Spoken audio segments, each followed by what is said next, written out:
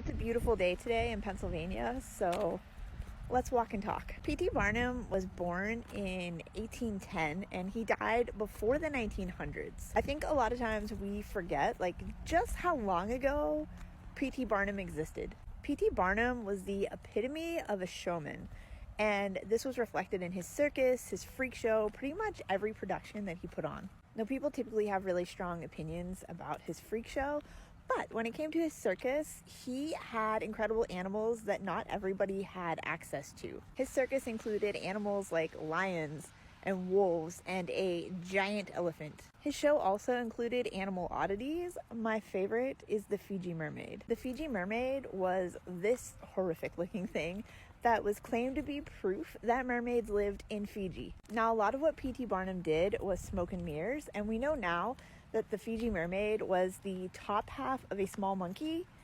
grafted onto the bottom half of a larger fish. But back then, in the 1800s, when people would come to see it, people just marveled at it.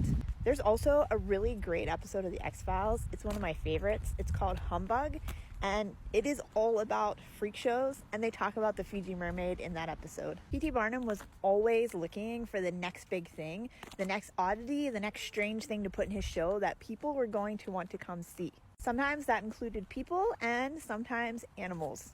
This is why he put out a reward for the body of Champ, because that would have been an incredible thing for him to have in his show and people to come see. Imagine living in a small town back in the 1800s and the circus rolls in and you see giant signs that say, "Come see the famed sea monster." And then people would have paid 3 cents to go see it, or whatever it would have cost back then. Also, I'd like to think that P.T. Barnum could have appreciated that these sightings could have been mis-sightings of just regular things, or that some of them could have been made up, and that he himself probably would have appreciated what the legend of Champ turned into.